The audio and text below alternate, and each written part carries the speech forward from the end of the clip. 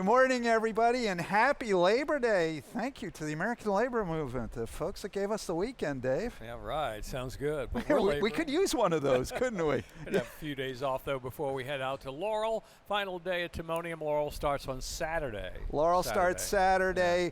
Laurel Fall Meet, highlight of the Fall Meet coming up October 12th. That's the 40th Maryland Million. Looking forward to it. Yeah, Jim McKay Maryland Million, always great weather. It kind of feels Maryland Million-like weather today. Nice, cool breeze blowing through the Timonium Grandstand up here by Nick's Grandstand Grill. Fast and sunny skies. Fast and the turf is elsewhere. Elsewhere. Yeah, we'd like some losing tickets for your for my vast collection. Just a few from the meet. Dave, you were doing stats yesterday. Am I right that both you and our top selections are positive ROI for the meet? Oh, I don't know about positive ROI. I just know. Our top picks, I mean. Well, yeah, we're close. I think coming into today, I can't find my information. We're close. $125.80 worth of cash tickets for me, and $116.40 for you. So yeah, I didn't do the math. One of us is positive ROI. How many races have we had? 55. 55. Yeah, that means we're both positive ROI. Very good. Huh? Just do what we say. But there's 9 to go. This could all go sideways here today. Hey, one last piece of business to conduct, and then we'll jump in here. Because he asks me for this every day, shout out to our security team, Kenny, Keith, especially Keith, and all the folks who work security here at the State Fair and at Laurel and Pimlico. Thanks for all you guys do. We appreciate it. And to the trailer and everyone down there for keeping us in line. To the extent that they have succeeded in correcting keeping us all line, of our mistakes. Now, correcting our mistakes is a big deal because we make them aplenty. We got a roll today. A special presentation of the national anthem at 12 noon, so that means hustle time. All right, let's start hustling. Let's dive in. Race 1, I'm going to hit you with a pick 5. Early pick 5 did come in yesterday.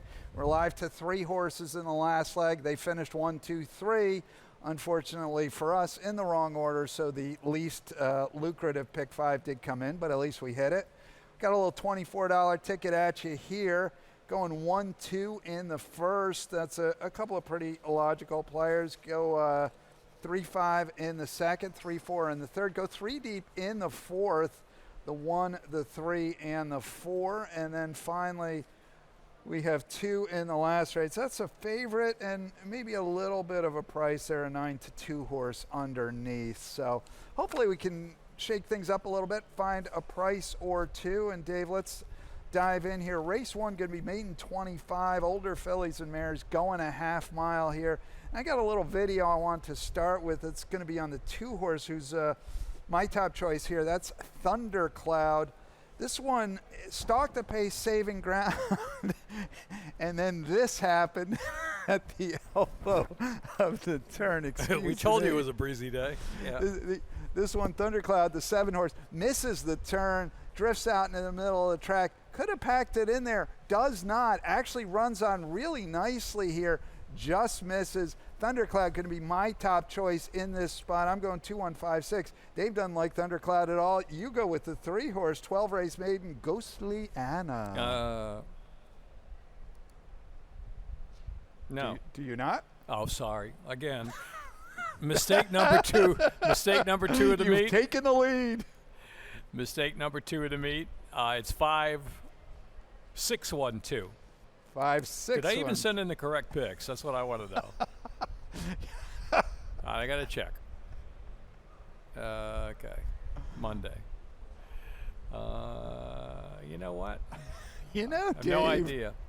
Okay, so 5, 6, 1, 2. 5, 6, 1, 2 for me in the first. And while we're doing stuff, I just want to make sure. No, that was my mistake. Oh, the 3, 4, 1, 5 was for the second race, and I double copied it. I wasn't paying attention. So 5, 6, 1, 2, and hopefully the rest of the picks are correct. And I get a demotion. The big 5, 6, 1, 2. Doris slaying it off for a long time, hasn't raced since June of 23rd. In fact, her only appearance, but that pace figure from that race is superior here. and I think she's hopefully ready after working a bullet in 48 over crosstown at Laurel Park. And these half-mile sprints, that's what you need. Good kick from the gate. I believe she's got it. 5.612. My apologies to anyone who wrote down the 3. We'll play the 3, and the 3 will win. And they'll say, that was a great pick. Way to go, Dave. Yeah, okay. All right, so the 6, your morning line favorite, excuse me, Ariel Moon, Mike Trombetta Barnes, A.G. Torrealba is 9-5. Neither of us are putting the 6 on top. You've got well, that one underneath. This is a horse I've chased for a while. Back at Laurel, made a move and just kind of didn't have the follow through. I said, oh, she's going to be a great play when she gets on Lasix. She did come back on Lasix on the turf, disappointed as the favorite. Ran a little better in her last start on the turf again. At 1-2. At 1-2 and still couldn't get the job done. So maybe today's the day for her, third back after the layoff. But I know Doris Slaying It was fast way back at her only start. And they're not really plummeting her, dropping her down here. Maiden 30, you know. So they're not dropping her to rock bottom after all the time away. Yep. Yeah, and I used the 2 Thundercloud. Pretty good tries with excuses, both starts to date. And I've got Heavenly Ciela underneath for Rudy Sanchez Salomon. This one was a little bit outfooted last time out on the last time she was out on the dirt, but ran pretty well in a maiden special that produced 2 next out winners. So race 1, who knows what might come to us here in race 2. All sorts of crazy things happening here on the Big T today. Dave, on to race 2. Starter allowance, 5,000 starters, started for claiming price of 5 or less in 2023 and 24. Mile and 16, 3 turns in this one, and we are exactly perfectly aligned in the super here. 3-4-1-5. Grant Andrews has been thriving against this sort of company. Well, first the stars did align yesterday for trainer Anthony Ferrier after a slow start to the meet. He zipped to the top of the trainer standings with a big day yesterday afternoon, including a very, very promising 2-year-old runner we'll look for down the line, a first-time starter. This horse, an older horse, 5-year-old, 13-time winner, 7 wins this year. In fact, the second winningest horse, tied for the second winningest horse in number of wins in the nation this year, Frank. Really? Yeah, a horse named Tennessee Moon. This man does 8. his research. Yeah, I can't put numbers, type numbers correctly, but I can do research. You can do research. Yeah, Tennessee Moon, 8 wins. There are 5 horses tied with 7, including Grant Andrews.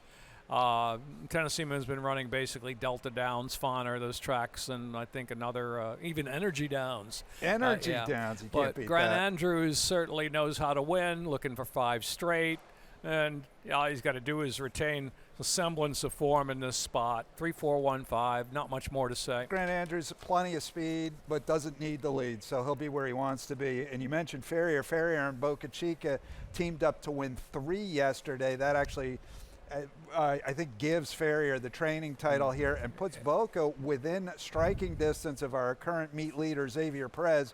Xavier Perez up at Saratoga today to ride Studley Do Right in the Grade 1 Hopeful. Yeah, good luck up there. X-Man, Men's Grill Racing, and Jerry Robb. Going to represent Maryland in Big Stake in New York today. Third race, no changes there. I went 4, 3, 5, and 2. The numbers are correct. All right, yeah, all right. Yeah, I went short skirts here. First off the claim, here we go again, Anthony Ferrier. I know was beaten last time as a favorite behind a 16-race maiden coming into that race in Let Me Drink, but claimed and putting the blinkers on. I think really lands at a good spot today. I'm fearful of number 3, Bonds Bell. Blofeld stretching out. 23% dirt route winners for Blofeld. I mean, this horse, she could really... He has remarkable win percentage of Blofeld. So that's the horse you really got to fear, I think. 4, 3, 5, and 2. Yeah, I was more or less in the same place, 4, 3, 2, and 1. And agree with you, 4 and 3 look like the main players there. The 4th race, maiden 12.5s, older runners going 6.5 furlongs, 2 turns here at the Big T at the $12,500 level. And I think we're in similar places here. I'm 4-1-3-2. You're 4-2-1-7, I believe. Scratch 6 Galactic Glory in there again. Who was my top choice yesterday? Again. Oh, we got a pick 4 too from Mackenzie that are folks in the truck just put up, and let's see where she is on the Ferris wheel, apparently. maybe she can. There we go. Uh-huh. She goes 3 deep in here, 147. She is singling on the 1 in the next race, bold.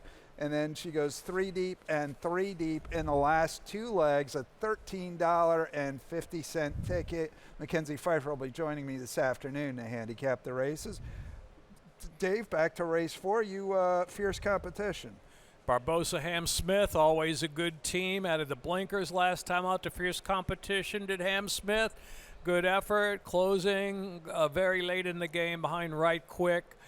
Finished well. You see the short comment shifting out, and really the top number for me in the race, and I'm going to stick with what works here, keeping the gelding at the same level, the horse to beat. No real surprises there. Second time blinkers for the 2 My Endeavor from the Tim Keefe barn. I think will be in good striking range as they round the far turn, and here's going from a couple of routes back in March, route to sprint shortening up. But I like the pace figures from this runner back in mid-January behind Eldolari. I think can make a move around the turn, maybe about 2 furlongs to go with a quarter mile left to run around the final turn. This is the first time out since March, so this yeah, one's been that's away a question. But 17% for Keefe, this horse, and if fierce competition doesn't show up, I think he's my next best in the race. I think there are a lot of ways to go here. I also use 15 race maiden Run Rocky Run for Joan Reynolds. This horse has run some pretty okay races, drops in for 12.5 here. That's about as low as this one's been. He actually ran second here at this level a year ago. I don't think they were hoping to bring him back for maiden 12.5 a year ago when they ran him here. So maybe this one can find something. And has been to Timonium. That's a positive. The very fast Prince Fire, or at least was at the time. Actually has the top dog fig 3 back, but that was at Charlestown. Okay. That was at Charlestown, and is a long-time maiden. Makes you think a little bit. Yep. Yeah, no, I agree. I think we both have him on the ticket. We both don't have him on top. Mm-hmm. So on to race 5 here. Race 5, another 5,000 starter allowance. 3-year-olds and up, going a half mile, 4 furlongs. Got to get out and go here. Dave, I think you have a pick 5. Okay, we're going to have 2 singles today. Since one never works, we'll do 2. In for a dime, in for a dollar. Or the $9. last race, a very short field, so we're going to single horse in there. And then I'll go to the 6th race, second leg, so we can get through the first, where the horse is very sharp right now in Spencerian. So I went deeper in the 5th and the 7th, which to me are a little more wide open. If you want to snapshot that, 1, 3, 5, with 2, with 5, 6, 7, with 1, 3, with 3.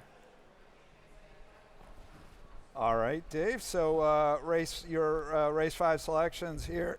Excuse me. You 1, 5, 3, 4 is where you go, right? Yeah, Outkissed. There were sprints at Laurel on the main track back in March and April. I think would more than do in this spot. From the rail, I think will flash early speed, hopefully try to outgun some of the speed just to his outside there. Eldest Sherelle, John's Promise. A horse is 3 for 3 at Timonium. You got to definitely fear out of the spot. That's your top pick. Top pick. Seems to have regained his form after an extended vacation. Took 2023 off. Went to Costa Rica and came back. Had a couple of margaritas. But now he's in fighting trim. Yeah, right. No, ran well last time out. Just a week ago here, going 6.5 furlongs, as you said, 3 for 3 at the Big T. We enjoy that. Has a win at the distance, a win in a third and 2 tries. So enters in kind of the best form since he returned from his vacation to Costa Rica, as you said. Outkissed, I thought his last was better than it looked. He had some trouble at the start. Ended up finishing 3rd, but was kind of trying after not quite getting away. So you're pulling the Rod Dog trick in here. You're picking a horse coming off 6 furlong races. Cut back to 4. Hoping that they'll have the speed at 4. I've learned from the best. It's never worked for me so far this meet, but I don't know. But the horse is 3 for 3 here at the Big T. But interesting horses. Hey Boots, he did very fast at Charlestown. Some of his races back in February and March. You know, I mean, what's Outkiss going to do in the spot? The more I think about it, is he going to just gun into that pace, or maybe just try to make a little move from off of it? He just might try to just He might try show to speed. just leave. Yeah. Yeah. I don't know. I mean, he has done that. I mean, 2 back at Charlestown, he went, pretty much went right to the front. Was against, lesser company. He was 3 to 10, but, he's got that sort of speed. Yeah, so pick 5. I mean, that's why I went a little deeper in this spot. Right. Yeah, no, Yep. it's worth fiddling around a little bit. 6th race is a first level Maryland bred or Maryland siren allowance. Fillies and mares, mile and 16th, 3 turns. We both land, I believe, on, as you said, the razor sharp Spencerian.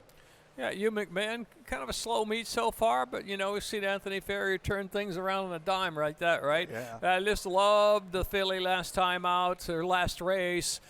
She won by 5 off a long time away from the races, several months away off the layoff for Hugh McMahon. They retooled her. They got her ready. She popped big in a race that, to me, was above par. They didn't put her in for the tag, ended for the waiver claiming that day, and comes back in a strong $44,000 allowance race here on a mile and a 16th. So kind of filly who, going to the stretch out to 2 turns, should be prominent and maybe a little bit closer than she was last time out, and coming from off the pace with a kick going 6. Like the style that way she won.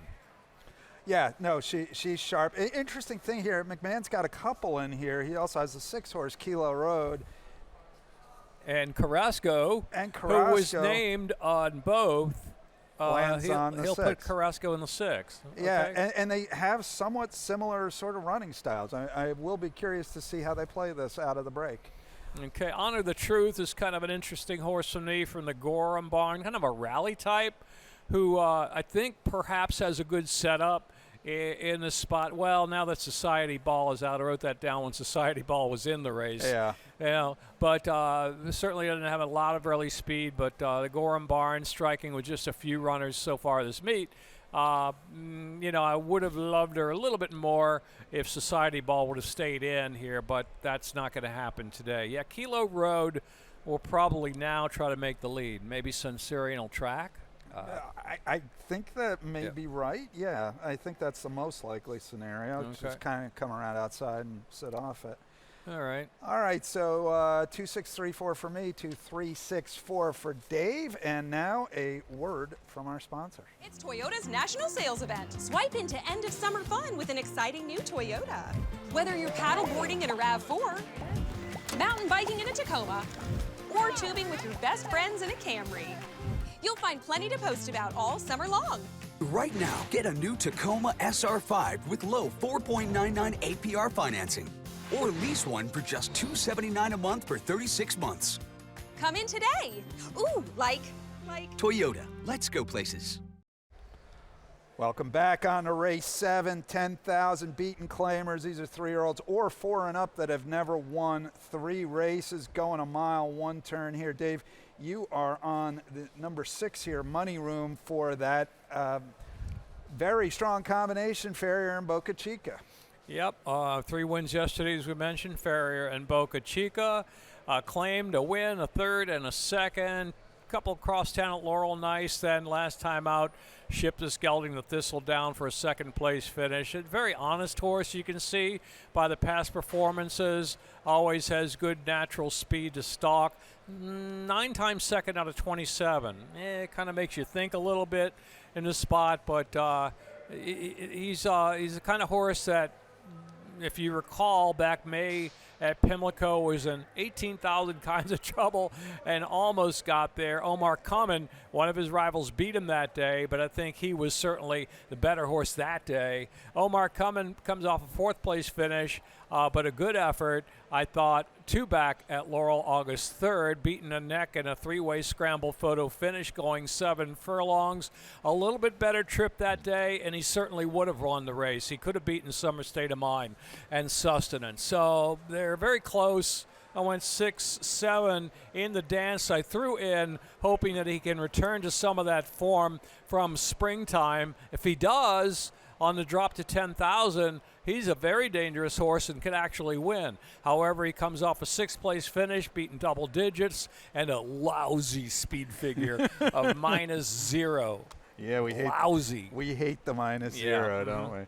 Now, I landed on the 4-horse here, who you're hardly acknowledging at all. That's Magical Monarch for Charlie Frock. He had his first win of the meet yesterday. Going to put Thais Pastina up on this one. Claimed 2 back for 20. Ran on the turf. That was a disaster. Back on the main track here. It's a barn that likes to win at Timonium. I think this one goes to the front, and my theory of the case is this one goes to the front and doesn't come back. I think it goes to the front regardless. I think he may try the front.